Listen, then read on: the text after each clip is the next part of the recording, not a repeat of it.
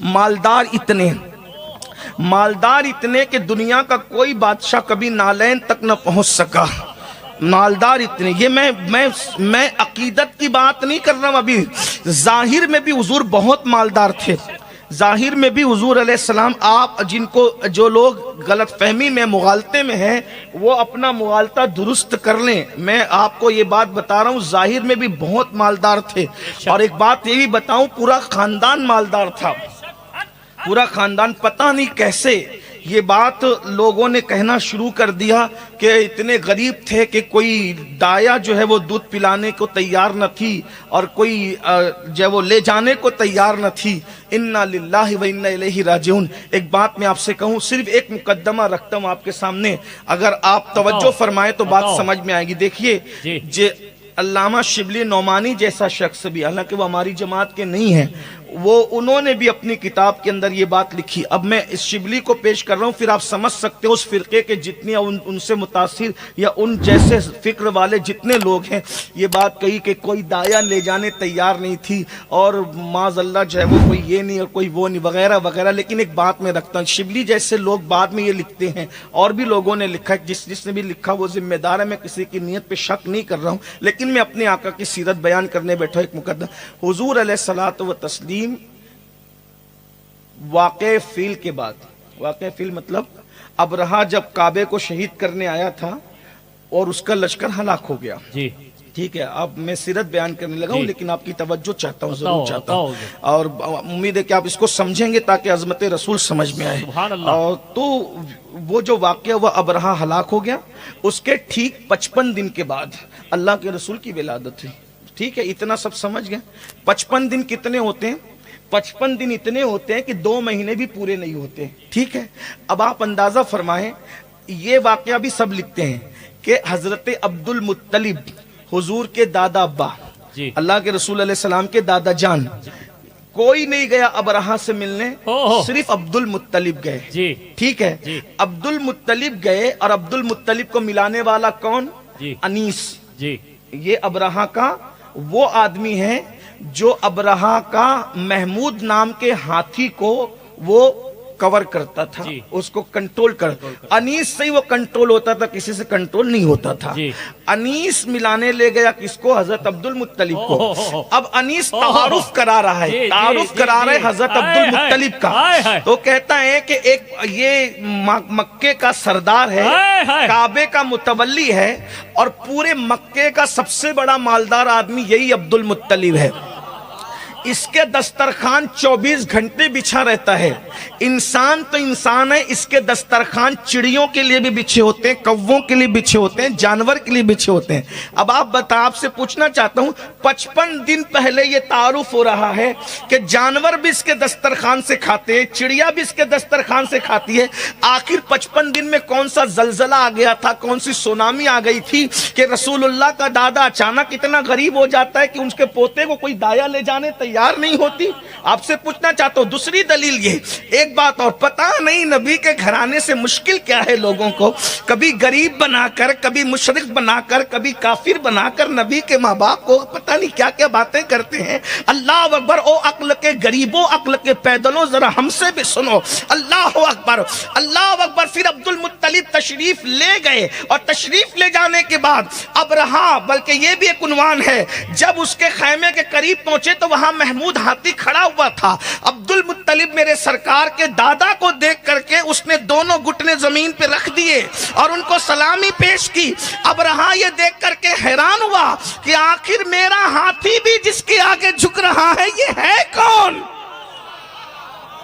یہ ہے کون؟ اور اس کے بعد پھر اس سے اتنا متاثر ہوا کہ اپنے بازو میں تخت پہ بٹھانا سوچا کہ لشکر بددل ہو جائے گا، اور ایسے آدمی کو نیچے بٹھا کے اوپر بیٹھوں گا تو اچھی بات نہیں. تاریخ گواہ ہے کہ ابرہہ خود قالین پر میرے نبی کے دادا کے ساتھ بیٹھنے کے لیے مجبور ہو گیا، اور کہا کہ بتائیے کیسے آنا ہوا؟ کہا کہ میرے اونٹ اور میری بکریاں ہانک کر کے تیرے آدمی لے کر آئے ہیں، میں وہ لینے آیا ہوں. کس کے؟ میرے. کس کے؟ میرے. کتنے اونٹ ہے؟ کہاں 100 تھے. یعنی چرنے میں جتنے چرا سکے وہ، جس आप गौर करें, सब नहीं ले जा सके, तो जिसके चोरी 100 हो, एक अंदाजा मैं आपको अगर यहाँ जलसे में ऐलान हो जाए कि भाई मेरे 5000 रुपए किसी ने निकाल लिए, ठीक है, तो आपको अंदाजा होगा ना जिसके चोरी 5000 होते हो मालदार कितना होगा, हैं? अब 50 रुपए भी तो निकल सकते हैं, 500 भी तो निकल सकते हैं, जिसके 5000 चोरी हो मालदार कितना होगा? अंदाजा फरमाए तो जिसके 100 चोरी हुए हो तो होंगे कितने? मेरी बकरियां और मेरे 100 ऊंट चोरी करके लेकर के आए, मैं छुड़ाने आया। उसने कहा मैं तो आपकी सूरत देखकर और आपका सारा मामला देख के बड़ा मुतासिर हुआ था, आपने तो बड़ी हल्की बात कह दी हजरत। का क्या? कहा मैं तो सोच रहा था आप काबे पर कुछ बात करेंगे, काबे, लेकिन ये अब्दुल मुत्तलिब है और ये सियासत अब्दुल मुत्तलिब है कि दुश्मन को पैरों तले रगड़ने का अंदाज जानता है मेरे नबी का दादा। हाँ, दुश्मन जो कहलवाना चाहता है वो नहीं कह रहे, बात दूसरी कर रहे, क्या मेरे जानवर वापस दे दो। कहा मैं तो सोचता था आप काबे बात करने का, मैंने काबे पे बात करना ही नहीं है। वजह यह है कि जिसका मालिक मैं हूं उसकी हिफाजत मेरे जिम्मे है, जिसका मालिक वो है उसकी हिफाजत उसके जिम्मे है। इससे तौहीद अब्दुल मुत्तलिब भी पता चलती है। ये नहीं कहा कि जो 360 काबे पे रखे वो काबे को बचाएंगे, बल्कि ये कह रहे हैं कि काबे को बचाने वाला रब्बे इब्राहिम है। इससे पता चला कि नबी के दादा की तौहीद क्या थी। और उसके बाद फरमाया, बहरहाल वो लेकर के चले गए। आप मुझे बताएं, हजारों ऊंट जिसके हों तो कितना मालदार होगा?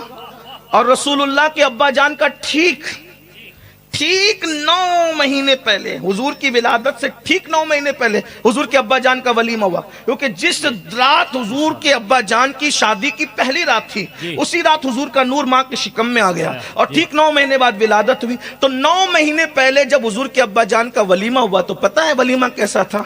100 ऊँटनी, 100 बकरियां सरकार अब्दुल मुत्तलिब ने ज़बा करके पूरे मक्के की दावत की थी। ये वलीमा था रसूलुल्लाह के अब्बा जान का। अब आपसे पूछना चाहता हूं, आप बताएं मुझे कि 100 बकरियां ऐसे ही कोई वलीमे में ज़बा करता है, कितनी मालदार होंगे वो?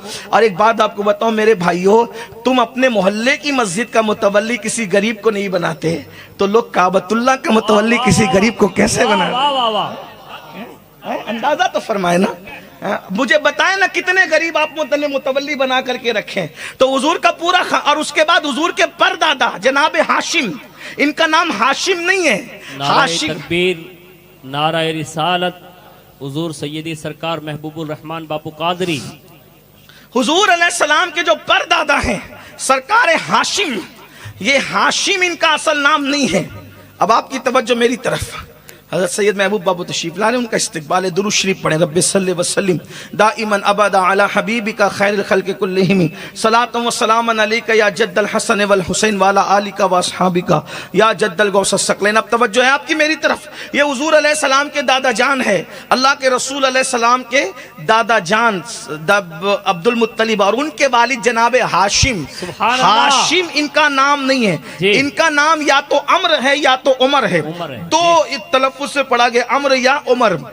अभी भी लोग उसको अम्र और उमर में झगड़ा करते हैं, लेकिन मैंने दोनों पेश कर दिया। आप जैसे पढ़ना चाहे पढ़ लें। वाव के साथ पढ़े, वाव को छोड़ के पढ़े, वाव के साथ पढ़ोगे तो अम्र कहलाएगा, वाव छोड़ के पढ़ोगे तो उमर कहलाएगा। लेकिन बहरहाल तो आपका नाम अम्र या उमर है। हाशिम क्यों पढ़ा? हाशिम कोई नाम नहीं है, हाशिम का मतलब होता है रोटी के टुकड़े कर करके बांटने वाला, खिलाने वाला। तो मक्कतुल मुकर्रमा में जब कहत साली का जमाना आ गया तो हजरत अम्र या उमर मुल्क शाम तक गए और वहां से आटा, जौ, घी, पनीर और सब कुछ खरीद करके लाए। और जब तक मक्के में कहत रहा, हाजियों को भी हाशिम रोटी चूर चूर कर खिलाते रहे और पूरे मक्के को खिलाते रहे। तो अम्र या उमर का नाम उसी दिन से लोगों ने हाशिम रख दिया, रोटी को टुकड़े करके खिलाने वाला। मतलब जिसके टुकड़ों पर मक्का पल रहा था उसे मेरे नबी का परदादा कहते हैं। खानदान ही पूरा मालदार है, ठीक है। अब अंदाजा फरमाए, बात दूर न निकले, तो ये पूरा खानदान ही मालदार खानदान है। हाँ, ये कुछ पेट पे पत्थर बांधना और ये सारी चीजें ये भी साबित, पेवन भी साबित, लेकिन ये मजबूरन न था जी, ये मजबूरन न था भाइयों। गरीब आदमी तो घर से निकल, गरीब के अब तो मालदार भी, गरीब भी घर से निकलता है नात पढ़ने और तकरीर करने के लिए तो पूछता है क्या दोगे, बल्कि गरीब नहीं मालदार भी, माफ कीजिए, किसी के मजाक नहीं उड़ा रहा हूं, न किसी को टारगेट कर रहा हूं, लेकिन मेरा रसूल है, फरमाते ला अस्अलुकुम अलैहि अजरा, ले जाओ मैं तुमसे कुछ नहीं चाहता। अंदाजा फरमाए, जो खुद मजबूर होगा, अंदाजा फरमाए अल्लाह के रसूल अलैहि सलाम के हालात चंद दिनों के लिए बदले थे, मैं उसका इनकार नहीं कर रहा हूं, लेकिन अल्लाह के रसूल अलैहि सलाम की जाहिरी आमदनी भी लाखों की थी, बेशक। इसको याद रखिए। इतने मालदार, वही अंग्रेज मुफक्किर की बात, हुस्न आता है तो तकब्बुर आता है, और दौलत आती है तो भी तकब्बुर आता है। एक बात आपसे पूछता हूं यार, उसकी दौलत का अंदाजा कौन लगा सकता है जो एक एक भिखारी को जंगल भर भर के बकरियां सिर्फ भीख में देता हूं। अभी ये जाहिरी भीख की बात कर रहा हूं, जो गरीब नवाज गौस पाक साबिर पाक को दिया है वो तो एक अलग बात है, जो देने वाला बना दिया है, जो जमशेद को दिया, जो महमूद को दिया, जो मुख्तलिफ सलातीन को दिया, जो उनकी गुलामी कर रहे हैं। अरे क्यों ताजदारों ख्वाब में देखी कभी वो शय, क्यों ताजदारों ख्वाब में देखी कभी वो शय, जो आज झोलियों में गदायाने दर की है, क्यों अपनी गली में वो रवादार सदा हो, जो भीख लिए राहे गदा देख रहा हो, आता है फकीरों पे उन्हें प्यार कुछ ऐसा, खुद भीख दे और खुद कहे मंगता का भला हो, तो फिर मैं क्यों कहूं मुझको ये अता हो, ये अता हो, वो दो कि हमेशा मेरे घर भर का भला हो। तो जाहिरी तौर पे भी इतने मालदार थे भाइयों कि गुलाम भी आजाद करते थे। और एक बात आपको और बताऊं, मालदारी का एक सबूत जिसपे सबका इत्तेफाक है, जिस दिन अल्लाह के रसूल ने हज अदा किया, जिसे हज्जतुल वदा कहते हैं, उस दिन हुजूर अलैहिस्सलाम ने 63 ऊंट ज़बा किए।